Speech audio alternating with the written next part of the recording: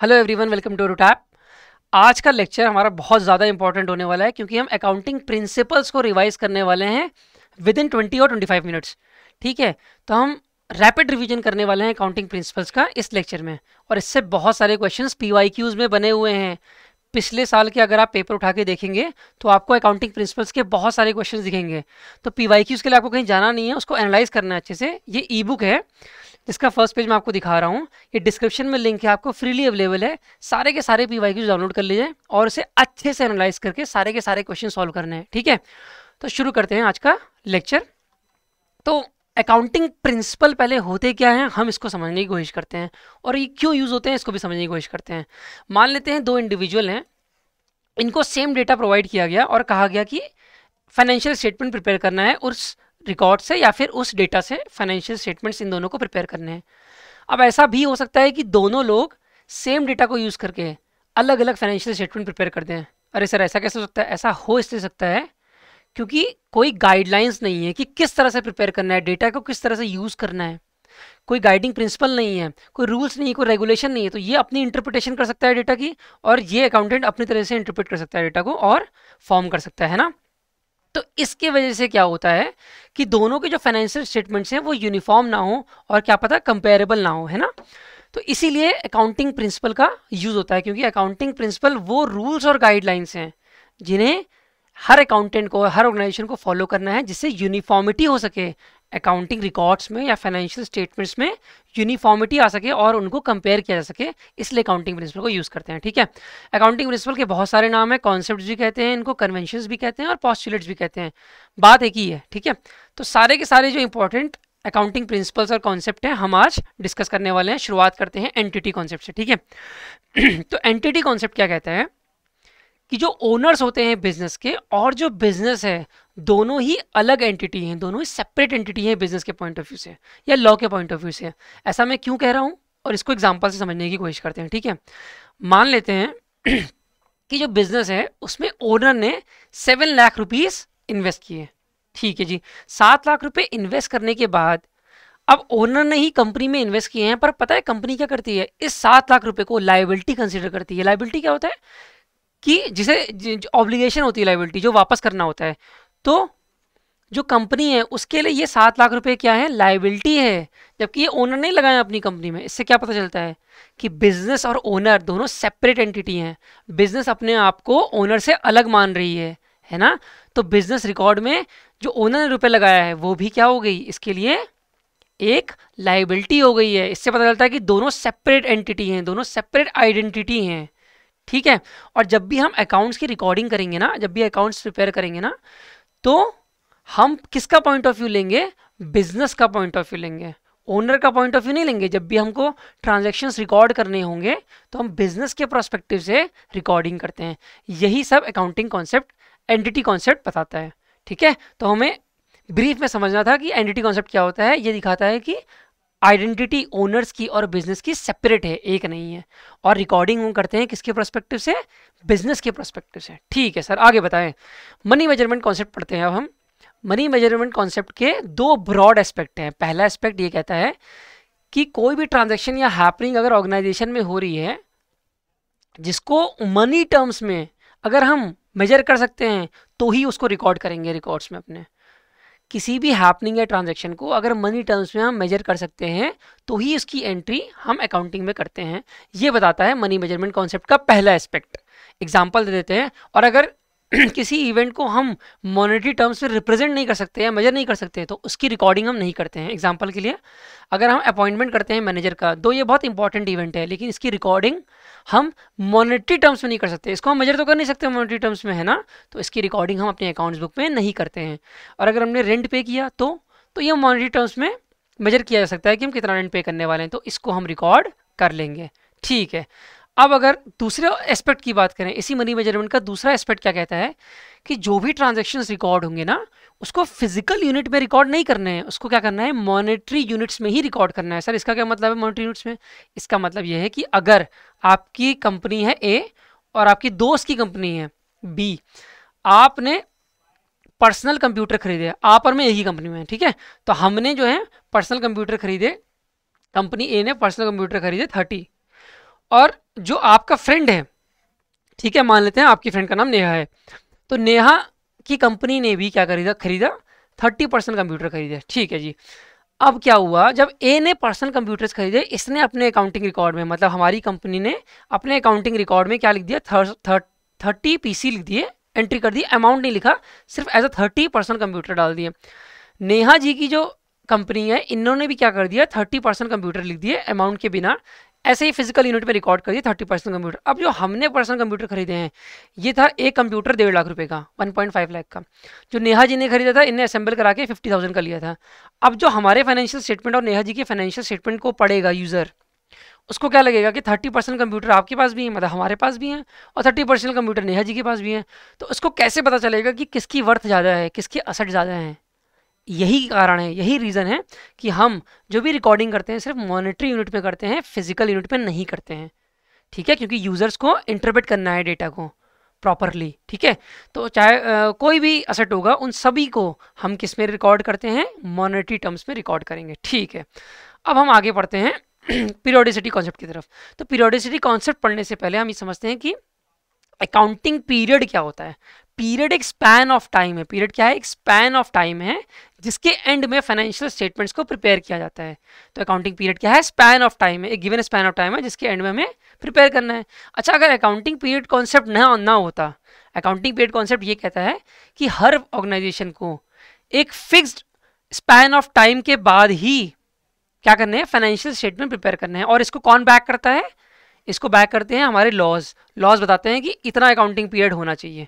तो इसी के एंड में हमें अकाउंटिंग पीरियड, इसी के एंड में हमें क्या करने हैं, फाइनेंशियल स्टेटमेंट प्रिपेयर करने हैं। अच्छा, अगर अकाउंटिंग पीरियड कॉन्सेप्ट ना हो तो क्या हो, मान लेते हैं कंपनी ए है, हम जो 2 साल में प्रिपेयर करती है फाइनेंशियल स्टेटमेंट्स, इसका प्रॉफिट आता है 3 लाख रुपये, ठीक है, 3 लाख रुपये प्रॉफिट आता है, तो ऑन एन एवरेज इसका 1.5 लाख हम प्रॉफिट बोल सकते हैं। अब कंपनी बी थी, ये हर साल फाइनेंशियल स्टेटमेंट प्रिपेयर करती है, और फर्स्ट ईयर के एंड में इसका 1 लाख रुपीज़ प्रॉफिट आ गया। अब इसका प्रॉफिट आ गया 1 लाख रुपीज़, और हमने जो फर्स्ट कंपनी थी उसका देखा था दो साल में आया था 3 लाख रुपये प्रॉफिट। और तो अगर मैं आपसे कहूँ कि कंपेयर करना है कि कौन सी बेटर कंपनी है, तो हम लोग ये कह सकते हैं ना कि 2 साल था, 2 साल में 3 लाख थे, तो ऑन एन एवरेज 1.5 लाख का प्रॉफिट मिल रहा है। बट कंपनी बी में फर्स्ट ईयर में सिर्फ 1 लाख का प्रॉफिट दिया है, तो कंपनी ए बेटर हो गई, ऐसा हम इंटरप्रेट कर सकते हैं ना। लेकिन जब हमने ऐसा इंटरप्रेट कर लिया ना कि कंपनी ए बेटर है इन्वेस्टमेंट के लिए, फिर हमें पता चलता है कि सेकेंड ईयर में कंपनी बी ने सिर्फ सेकेंड ईयर में 4 लाख का प्रॉफिट कमा लिया है। अब कौन सी कंपनी बेटर हो गई, तो अब जो है कंपनी जो बी थी उसका ओवरऑल प्रॉफिट हो गया 5 लाख रुपीज़, मतलब एवरेज प्रॉफिट हो गया 2.5 लाख। तो हमारा जो कंसेप्शन, जो हमारा कंक्लूजन था वो गलत हो गया ना। इन्हीं सब कन्फ्यूजन को दूर करने के लिए, इन्हीं सब नॉन यूनिफॉर्मिटी को दूर करने के लिए अकाउंटिंग पीरियड कॉन्सेप्ट लाया गया कि एक फिक्स्ड स्पैन ऑफ टाइम के बाद ही फाइनेंशियल स्टेटमेंट प्रिपेयर करना है, एक फिक्स्ड स्पैन ऑफ टाइम के लिए ही जो हमें फाइनेंशियल स्टेटमेंट प्रिपेयर करने हैं। और इनकम टैक्स एक्ट और कंपनीज एक्ट 2013 ये डिफाइन करता है कि इनकम स्टेटमेंट को प्रिपेयर करना है हमें एनुअली, ठीक है। और जो लिस्टेड कंपनीज होती है ना, जो रेगुलेट करती हैं, जिनको रेगुलेट करती है सेबी, उनके लिए तो ये भी रिक्वायरमेंट है कि वो क्वार्टरली रिजल्ट भी पब्लिश करने पड़ेंगे, प्रॉफिट लॉस अकाउंट भी और बैलेंस शीट भी। फाइनेंशियल पोजीशन का मतलब होता है बैलेंस शीट, ठीक है, तो उनको क्वार्टरली भी पब्लिश करने पड़ते हैं। तो यही अकाउंटिंग पीरियड कॉन्सेप्ट का मतलब होता है। तो सारे के सारे जो प्रिंसिपल है ना, तो बेसिकली वो कर क्या रहे हैं, वो एक यूनिफॉर्मिटी दे रहे हैं फाइनेंशियल स्टेटमेंट्स में, ताकि यूजर्स लोग उनको कंपेयर कर सकें, उनको एनालाइज कर सकें अच्छे से, ठीक है। यही सब सारे प्रिंसिपल्स का मोटा मोटा यही फंडा होता है, ठीक है।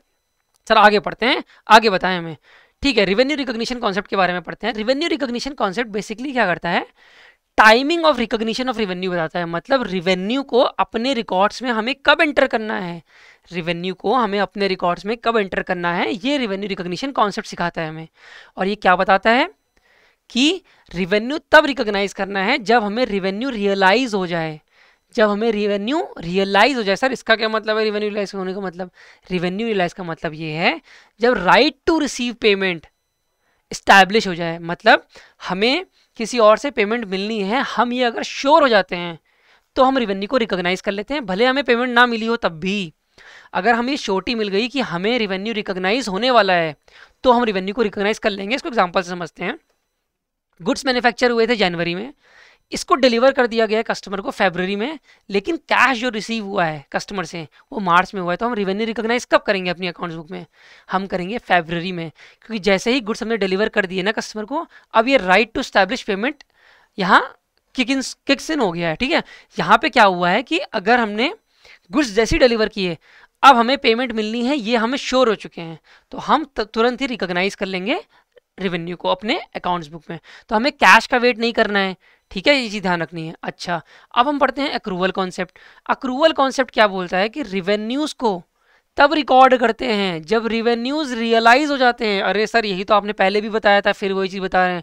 दोनों में डिफरेंस क्या है? डिफरेंस है अक्रूवल कॉन्सेप्ट और जो पहले पढ़ा था revenue recognition concept. Revenue recognition concept बात करता है सिर्फ रिवेन्यूज़ की, बट एक्रूवल कॉन्सेप्ट बात करता है रिवेन्यू को भी कब रिकॉग्नाइज करना है और एक्सपेंसेस को भी कब रिकॉर्ड या रिकॉग्नाइज करना है। एक्रूवल कॉन्सेप्ट इसके बारे में बात करता है, दोनों के बारे में एक्रूवल कॉन्सेप्ट बात करता है। रिवेन्यू के बारे में क्या कहता है? सेम चीज़ कहता है जो पहले हमने पढ़ी थी। क्या कि रिवेन्यू जब रियलाइज हो जाएगा, रिवेन्यू जब रियलाइज हो जाएगा मतलब जब हम श्योर हो जाएंगे, जब right to receive payment has been establish, जब हम श्योर हो जाएंगे कि हमें पेमेंट मिलनी है, तो हम रिकॉग्नाइज कर लेंगे। हम कैश के मिलने का वेट नहीं करेंगे। लेकिन एक्सपेंस कब रिकॉर्ड करेंगे? एक्सपेंस भी तभी रिकॉर्ड कर लेंगे जब रियलाइज हो जाएगा, मतलब जब हमें ये श्योर हो जाएगा कि हमें तो पेमेंट करनी है सामने वाली पार्टी को, तो हम रिकॉर्ड कर लेंगे। हम जब एक्चुअल कैश पे करेंगे उस टाइम तक का वेट नहीं करेंगे, हम इंस्टेंटली रिकॉर्ड कर लेंगे जैसे ही एक्सपेंस रियलाइज हो जाएंगे। हमने कोई चीज़ खरीदी, हमको गुड्स मिल गए, तो हमें पेमेंट करनी पड़ेगी ना, हम तुरंत रिकॉर्ड कर लेंगे। हम ये वेट नहीं करेंगे कि हमने कैश कब पे किया है। ठीक है, इसको एग्जाम्पल समझते हैं। जेडी ने कपड़े खरीदे 50,000 रुपये के, लेकिन कैश पे किया सिर्फ 20,000। फिर उन कपड़ों को बेच दिया 60,000 रुपये में, लेकिन कस्टमर ने सिर्फ पे किए 50,000 अभी के लिए। तो यहाँ हमें बताना है कि एक्रूवल कॉन्सेप्ट के हिसाब से हम रिवेन्यू क्या रिकॉग्नाइज करेंगे और एक्सपेंस क्या रिकॉग्नाइज करेंगे। सर ये तो बहुत आसान है, बहुत आसान है। क्यों? क्योंकि जब हमने कपड़े खरीदे, क्लोथिंग खरीदी, तो 50,000 के कपड़े खरीदे ना, तो कैश हमें कितना भी देना पड़ा उससे फ़र्क नहीं पड़ता, हमारा रेवेन्यू रिकॉग्नाइज हो जाएगा 50,000 का। रेवेन्यू नहीं, एक्सपेंस, क्योंकि हमने खरीदे हैं। अब हमने सेलिंग की है 60,000 की, तो हमारा रेवेन्यू रिकॉग्नाइज हो जाएगा 60,000 में। भले ही हमें कैश 50,000 मिला है, उससे कोई फर्क नहीं पड़ता, तो कॉस्ट 50,000 हो जाएगी, रेवेन्यू 60,000 हो जाएगा। ठीक है, अब हम पढ़ते हैं आगे अपना मैचिंग कॉन्सेप्ट। मैचिंग कॉन्सेप्ट बहुत ज़्यादा इंपॉर्टेंट कॉन्सेप्ट है, इसको ध्यान से सुनना है, बहुत ज़्यादा ध्यान से। ठीक है, मैचिंग कॉन्सेप्ट ये कहता है कि अगर हम कोई गुड्स को बेच रहे हैं किसी भी अकाउंटिंग पीरियड में, हम जिन गुड्स को बेच रहे हैं ना, उसी से रिलेटेड, जिन गुड्स को बेच रहे हैं ना, उन्हीं गुड्स से रिलेटेड जो कॉस्ट है, उसी गुड्स से रिलेटेड जो हमने बेचा है अकाउंटिंग पीरियड में, उन्हीं गुड्स से रिलेटेड जो कॉस्ट है, सिर्फ उन्हीं को कंसिडर करेंगे इस पर्टिकुलर अकाउंटिंग पीरियड में। इसका क्या मतलब है सर? समझ में नहीं आया, अभी समझेंगे, एग्जांपल से अच्छे समझ में आ जाएगा। मान लेते हैं कि हमने 10 टॉयज़ खरीदे, 10 रुपये, एक टॉय 10 रुपये में खरीदा, तो हमने 100 रुपये की परचेजिंग कर ली। बट हमने जब सेलिंग की ना, तो हमने 8 खिलौने ही बेच पाए 11 रुपये में, मतलब 88 रुपीज़ में हमने सेलिंग की, अपने टॉयज़ को बेच दिया 88 रुपीज़ में, हमने 8 टॉयज़ बेचे। तो हमें प्रॉफिट निकाला, हम कैसे निकालेंगे? हमने खर्च किए थे, हमने कमाए थे 88 रुपीज़ और हमने खर्च किए थे 100 रुपीज़, दोनों को माइनस कर देंगे, है ना। ऐसा नहीं होना है, ऐसा नहीं करना है। क्यों नहीं करना है? क्योंकि मैचिंग कॉन्सेप्ट हमें बताता है कि ऐसा नहीं करना चाहिए। कैसे? अब हम कैसे करेंगे? हमने 8 टॉयज़ बेचे हैं ना, तो जिस अकाउंटिंग पीरियड में हम जितने टॉयज़ बेच रहे हैं, जितने गुड्स बेच रहे हैं, जिसकी वजह से हमें इनकम जनरेट हो रही है जिन टॉयज़ की वजह से, उन टॉयज़ से रिलेटेड जो कॉस्ट है, सिर्फ उसी को रिकॉर्ड करेंगे एक्सपेंस में। मतलब अगर हम 8 खिलौने बेच रहे हैं, तो 8 खिलौनों से रिलेटेड जो कॉस्ट है, सिर्फ उसी को कंसिडर करना है हमें। तो इसका मतलब है हम लोग रेवेन्यू तो 88 लेंगे, बट हम कॉस्ट क्या लेंगे? 8 × 10, मतलब हम 80 रुपीज़ कॉस्ट लेंगे। तो जो प्रॉफिट कैसे निकालेंगे? 88 - 80 करके 8 रुपीज़ का। ठीक है, और जो 2 टॉयज़ बचेंगे वो अगले साल कैरी फॉरवर्ड हो जाएंगे, फिर अगले साल बिकेंगे तो उनकी कॉस्ट अगले साल ली जाएगी। ठीक है सर, आगे बताइए। अब हम पढ़ते हैं गोइंग कंसर्न कॉन्सेप्ट। बहुत आसान कॉन्सेप्ट है, कुछ नहीं है इसमें।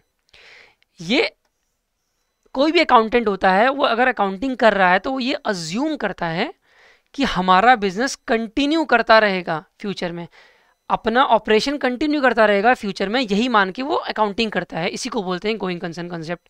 तो ये कैसे इफेक्ट डालता है अकाउंटिंग एंट्रीज में, इसके बारे में थोड़ा सा पढ़ के देखते हैं एग्जाम्पल के थ्रू।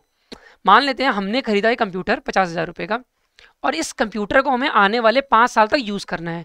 और अगर हम अकाउंटेंट हैं और हम ये मान के चल रहे हैं कि हमारी कंपनी तो आगे तक रन करती रहेगी 5 साल 10 साल 15 साल कितनी भी, हम ये मान के नहीं चल रहे हैं कि हमारी कंपनी अगले साल बंद होने वाली है, ठीक है, हम मान के चल रहे हैं कि हमारी कंपनी बहुत आगे तक चलने वाली है। तो हम 50,000 के कंप्यूटर को 5 साल यूज़ करने वाले हैं ना, तो इस 50,000 की कॉस्ट को हम 1 साल में ही क्यों रिकॉग्नाइज कर लें। हम आगे तक यूज़ करने वाले हैं 5 साल तक और हमें पता है कि हमारी कंपनी आगे तक चलने वाली है, तो हम हर साल थोड़ा थोड़ा एक्सपेंस रियलाइज़ कर लेते हैं, क्योंकि इसके सारे बेनिफिट्स हमें अभी थोड़ी मिलने हैं, हमें तो आगे तक मिलने पड़ेंगे ना, हमें तो आगे तक मिलने हैं इसके बेनिफिट, क्योंकि 5 साल तक मिलने हैं।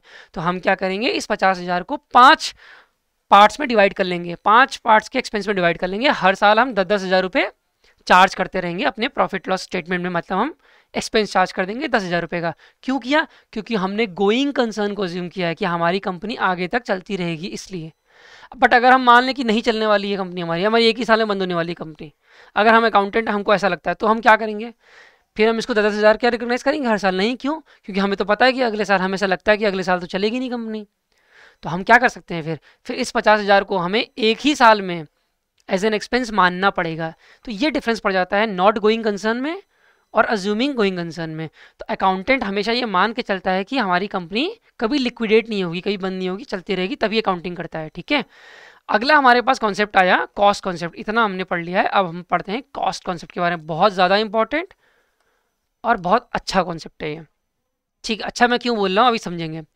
कॉस्ट कॉन्सेप्ट कहता है कि किसी भी कंपनी या किसी भी ऑर्गेनाइजेशन में अगर असेट्स को रिकॉर्ड करना है बैलेंस शीट में, तो वो उसकी ओरिजिनल कॉस्ट में रिकॉर्ड होगा, ना कि मार्केट कॉस्ट में, ठीक है। प्रेजेंट में उसकी जो भी वैल्यू उससे मतलब नहीं है, लेकिन जो ओरिजिनल कॉस्ट होगी उसी में रिकॉर्ड करेंगे एसेट को। अच्छा सर, ये ओरिजिनल कॉस्ट में क्या क्या आता है ये तो बता दें। ठीक है, मैं वही बता देता हूँ। ओरिजिनल कॉस्ट में, कॉस्ट कॉन्सेप्ट के हिसाब से ओरिजिनल कॉस्ट में क्या क्या चीज़ आती है। पहली चीज़ जो परचेज प्राइस है, उसमें क्या क्या चीज़ है, मतलब वही जो अपने कॉस्ट ऑफ, हमने बताया ना, अभी बात की ना कि कॉस्ट ओरिजिनल कॉस्ट में, उस ओरिजिनल कॉस्ट का मतलब है परचेज प्राइस प्लस और क्या क्या परचेज प्राइस में आएगा। पहली बात तो कॉस्ट ऑफ एक्विजिशन, जितने में वो मशीन खरीदी हमने, वो आया, ठीक है। साथ में हमारा उस मशीन को प्रेजेंट लोकेशन में लाने तक का जो भी खर्चा हुआ है वो भी कॉस्ट में आएगा, ये ध्यान रखना है। सिर्फ हमने उस मशीन के लिए जितने रुपए दिए हैं ना, सिर्फ वो नहीं आना है, मशीन को खरीदने के लिए जो रुपए दिए हैं वो भी, और उसको यहाँ तक लाने में, प्रेजेंट लोकेशन में जहाँ उसको यूज़ करना है वहाँ तक लाने में जो खर्चा किया है वो भी कॉस्ट में इंक्लूड होगा। और क्या इंक्लूड होगा? प्रेजेंट लोकेशन में लाने में और प्रेजेंट कंडीशन में लाने में। सर प्रेजेंट कंडीशन का क्या मतलब है? प्रेजेंट कंडीशन का मतलब है यूजेबल कंडीशन में लाने में, मतलब ऐसी कंडीशन में लाने में जहाँ से उसको ऑर्गेनाइजेशन यूज़ करना शुरू कर सके। तो अगर हम इसको इंस्टॉल ही नहीं करेंगे तो उसको यूज़ नहीं कर पाएंगे ना, तो इंस्टॉलेशन के चार्जेस भी ओरिजिनल कॉस्ट में इंक्लूड हो जाते हैं, ठीक है। और अगर टेस्टिंग चार्जेस हैं तो टेस्टिंग चार्जेस भी इंक्लूड हो जाते हैं। तो वो सारे के सारे कॉस्ट जो प्रेजेंट लोकेशन और प्रेजेंट कंडीशन में लाएंगे एसेट को, वो सारे के सारे कॉस्ट मिलके ओरिजिनल कॉस्ट बना देंगे, ठीक है। समझ में आ गई बात? ठीक है सर, आगे बताएं। तो कॉस्ट कॉन्सेप्ट यही कहता है कि सारे के सारे एसेट जो हैं उनको ओरिजिनल कॉस्ट में ही रिकॉर्ड करेंगे, भले उनकी मार्केट वैल्यू कुछ भी हो, ठीक है। डुअल एस्पेक्ट कॉन्सेप्ट पढ़ते हैं। डुअल एस्पेक्ट कॉन्सेप्ट ये कहता है कि कोई भी ट्रांजेक्शन है उसके हमेशा टू फोल्ड इफेक्ट होंगे। टू फोल्ड इफेक्ट होंगे, टू फोल्ड मतलब कम से कम टू फोल्ड, मतलब कम से कम वो एक असेट को और एक लाइबिलिटी को, या फिर दोनों असेट को या फिर दोनों लाइबिलिटी को, कम से कम ये तो करेगा ही करेगा इफेक्ट, ठीक है। या तो वो एक असेट को इफेक्ट करेगा और दूसरी लाइबिलिटी को करेगा, या फिर दोनों असेट को करेगा या फिर दोनों लाइबिलिटी को करेगा। कम से कम 2 अकाउंट तो इफेक्ट होंगे ही होंगे, ठीक है। मतलब या तो ये साइड इफेक्ट होगी या तो ये साइड, या फिर इसी साइड में 2 चीज़ें इफेक्ट हो जाएंगी, या फिर इसी साइड में 2 चीज़ें इफेक्ट हो जाएंगी। अभी एग्जांपल समझते हैं, समझ में आ जाएगा। जैसे मानते हैं कि मिस्टर एक्स ने बिजनेस स्टार्ट किया 7 लाख रुपए इन्वेस्ट करके, ठीक है। इसका 2 फोल्ड इफेक्ट आएगा। क्या इफेक्ट आएगा? 2 फोल्ड। एक असेट साइड में हमारा कैश अकाउंट इफेक्ट हो रहा है। कैसे? हमने कैश इन्वेस्ट किया ना, तो कैश बढ़ गया हमारा, तो कैश अकाउंट इफेक्ट हो गया। और हमने कैपिटल इन्वेस्ट किया है, तो दूसरा अकाउंट कौन सा इफेक्ट हुआ? कैपिटल। तो 2 अकाउंट इफेक्ट हुए, कैपिटल और कैश, ठीक है। तो यही डुअल एस्पेक्ट कॉन्सेप्ट बताता है कि एटलीस्ट किसी भी ट्रांजेक्शन के 2 फोल्ड इफेक्ट तो होंगे ही होंगे, ठीक है। उसके बाद हम पढ़ते हैं full disclosure concept. Full disclosure concept तो बहुत ईजी है। फुल डिस्क्लोजर कॉन्सेप्ट सिर्फ इतना बताता है कि कोई भी मटेरियल और रिलेवेंट फैक्ट्स होंगे, ध्यान देखना है, ठीक है। कोई भी मटेरियल और रिलेवेंट फैक्ट्स होंगे जो फाइनेंशियल परफॉर्मेंस को इम्पैक्ट कर सकता है। कोई भी मटेरियल या रिलेवेंट इंफॉर्मेशन होगी जो फाइनेंशियल परफॉर्मेंस को इम्पैक्ट कर सकता है उसको हम डिस्क्लोज करेंगे अपने फाइनेंशियल स्टेटमेंट में। हम कुछ नहीं छोड़ेंगे, सारे मटेरियल रिलेवेंट फैक्ट्स को हमें रिकॉर्ड करना है या फिर डिस्क्लोज करना है अपने फाइनेंशियल स्टेटमेंट में या फिर अकम्पनिंग फुटनोट्स में। साथ में फुटनोट्स भी होते हैं फाइनेंशियल स्टेटमेंट्स के, या तो उसमें रिकॉर्ड डिस्क्लोज करना पड़ेगा या फिर फाइनेंशियल स्टेटमेंट में रिकॉर्ड करना पड़ता है। ठीक है, अब हम पढ़ते हैं अगला कंसिस्टेंसी कॉन्सेप्ट। कंसिस्टेंसी कॉन्सेप्ट क्या कहता है कि अगर कोई भी फर्म या ऑर्गेनाइजेशन कोई पॉलिसी यूज़ कर रही है, जैसे मान लेते हैं डेप्रिसिएशन के लिए स्ट्रेट लाइन मेथड यूज़ कर रही है, कंपनी पॉलिसी है स्ट्रेट लाइन मेथड यूज़ कर रही है, तो यही policy year by year use होती रहेगी विदाउट बीइंग चेंज्ड। इसको चेंज नहीं करेंगे पॉलिसी को, जो एक बार हमने यूज़ कर ली उसी को हम यूज़ करेंगे unless it is required by law. अगर बहुत ज़रूरी है या फिर अच्छा रिप्रेजेंटेशन और होता है चेंज करके तो ही करेंगे, वरना हम चेंज नहीं करते हैं पॉलिसी। और अगर हम चेंज करते हैं ना तो उसको डिस्क्लोज भी करते हैं कि हमने अपनी पॉलिसी चेंज की है। ठीक है, तो कंसिस्टेंसी कॉन्सेप्ट क्या कहता है कि year by year same policy should be followed by organisation. ठीक है सर, एक ही पॉलिसी को बार बार हर साल फॉलो करना है, यही कंसिस्टेंसी का मतलब है, हमें समझ में आता है। अब आगे बताएं। ठीक है, कंजर्वेशन कॉन्सेप्ट पढ़ते हैं। कंजर्वेशन कॉन्सेप्ट का मतलब है प्रूडेंस कॉन्सेप्ट। अच्छा, ये प्रूडेंस का मतलब क्या है? वाइज सेंसिबल डिसीजंस लेने होते हैं। तो अकाउंटेंट को प्रूडेंट होना है। प्रूडेंट मतलब अपनी अप्रोच में कंजर्वेटिव होना है। कंजर्वेटिव लाइफ में नहीं होना है। अकाउंटेंट को सिर्फ अकाउंट्स करते टाइम पे कंजर्वेटिव अप्रोच फॉलो करनी है। कैसी कंजर्वेटिव अप्रोच? अगर हमें लॉस एंटिसिपेट हो रहा है फ्यूचर में, उसे हम तुरंत रिकॉर्ड कर लेंगे अपनी अकाउंट्स बुक में। ये कंजर्वेटिव अप्रोच का मतलब है। ठीक है, और अगर हमें एंटिसिपेट हो रहा है प्रॉफिट फ्यूचर में, तो हम उसे तुरंत रिकॉर्ड नहीं करेंगे, तुरंत रिकॉर्ड नहीं करेंगे। कंजर्वेटिव अप्रोच है ना, कि हमें अगर प्रॉफिट फ्यूचर में मिलना है, अगर एंटिसिपेट हो रहा है तो रिकॉर्ड नहीं करेंगे, फ्यूचर में मिलेगा तो देखा जाएगा तब रिकॉर्ड करेंगे। लेकिन अगर हमें लॉसेज हो रहे हैं, मतलब अगर लॉसेज एंटिसिपेट कर पा रहे हैं तो उसे रिकॉर्ड कर लेंगे। तो हम प्रॉफिट को ओवर स्टेट नहीं करेंगे और लॉसेस को अंडर स्टेट नहीं करेंगे। ठीक है, प्रॉफिट को ओवर एस्टिमेट नहीं करेंगे और लॉसेस को अंडर एस्टिमेट नहीं करना है। ठीक है, ये ध्यान रखना है हमें।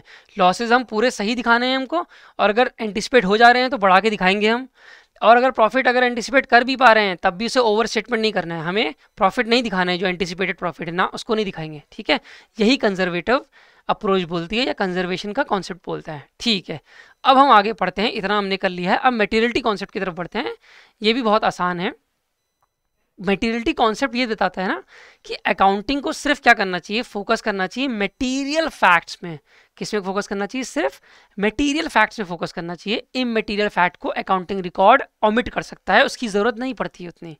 अच्छा, हम पहचानेंगे कैसे कि कौन से मटेरियल फैक्ट है कौन सा नहीं है सर?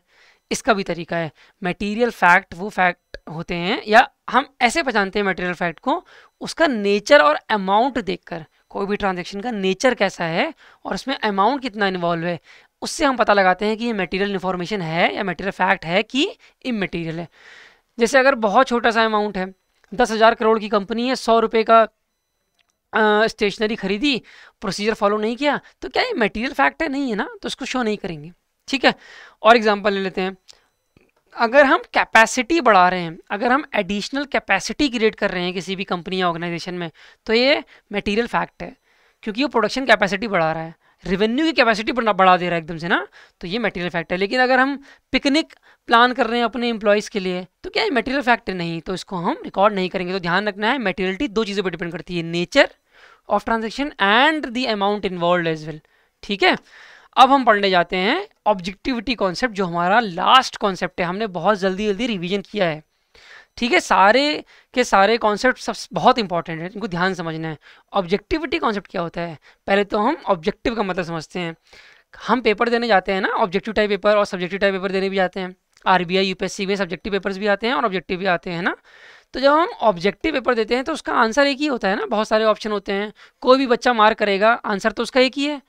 तो आंसर, सही आंसर एक है, तो वो ऑब्जेक्टिव है। लेकिन सब्जेक्टिव में क्या होता है? क्वेश्चन पूछा जाता है, हर बच्चा अलग अलग आंसर देता है। तो सब्जेक्टिव मतलब इंडिविजुअल जो आंसर कर रहा है या जो रिकॉर्डिंग कर रहा है, उसके परसेप्शन पे डिपेंड कर जा रहा है ना, वो अपने अपने तरीके से आंसर को दे सकता है ना। तो अकाउंटिंग सब्जेक्टिव नहीं है। ये नहीं कि अकाउंटेंट अपने मन से रिकॉर्डिंग कर रहा है, मैनिपुलेट कर दे रहा है, बायस हो जा रहा है, नहीं। अकाउंटिंग क्या है? ऑब्जेक्टिव है। मतलब वो अमाउंट जो होना है, जो रूल्स और रेगुलेशन के हिसाब से, उसी को रिकॉर्ड करना है। जो रूल्स एंड रेगुलेशन फॉलो करके ही करना है, तो वो ऑब्जेक्टिव है ना कि सब्जेक्टिव। अच्छा ऑब्जेक्टिव है, इसको प्रूव कैसे करेंगे? इसको प्रूव करेंगे, वेरीफाई करेंगे डॉक्यूमेंट के थ्रू, वाउचर्स के थ्रू। अगर हम कोई चीज़ सेल कर रहे हैं आउटसाइड पार्टी को, तो हम इनवॉइस जनरेट कर रहे होंगे ना पेमेंट की, उससे पता चल जाएगा कि इतनी पेमेंट मिलने वाली है, तो प्रूव हो जाएगा। इसलिए अकाउंटिंग इज ऑब्जेक्टिव ना कि सब्जेक्टिव, ठीक है। तो मुझे पूरी उम्मीद है कि आपके रिवीजन में मैंने बहुत हेल्प कर दी होगी प्रिंसिपल्स को रिवाइज करने में, है ना। जल्दी से रिवाइज किया, ऐसे हम आगे भी लेक्चर्स करते रहेंगे रिवीजन के छोटे छोटे से, और जल्दी जल्दी रिवाइज करते रहेंगे। तो अब हमने ये सारे के सारे कॉन्सेप्ट बहुत तेजी के साथ देख लिए हैं। अब मैं आपको बता देता हूँ कि यूपीएससी ईपीएफओ के लिए हमारा रैपिड रिवीजन बैच भी है, जिसमें हम बहुत तेजी के साथ सारे के सारे सिलेबस कवर करेंगे, सारे के सारे सब्जेक्ट के। 3 वीक्स हमको मिले हैं पूरे पूरे, जिसमें हमारे 100 से ज़्यादा घंटों की क्लासेस होगी। एक क्लास 6 घंटे तक रिवाइज होती रहेंगे, है ना। तो हमें 100 से ज़्यादा जो है लाइव क्लास, 100 घंटों से ज़्यादा लाइव क्लासेस करेंगे। इसमें आपको 1000 से ज़्यादा टॉपिक जो है मिलेंगे। तो आपका ऑलमोस्ट सारा का सारा सिलेबस जो है अच्छे से रिवाइज हो जाएगा, वो भी बहुत ही एफिशिएंसी के साथ, ठीक है। तो लिंक आपको डिस्क्रिप्शन में दे रखा है, अगर एनरोल करना है तो वहाँ जाके चेकआउट कर सकते हैं, ठीक है। तब तक के लिए टाटा बाय बाय।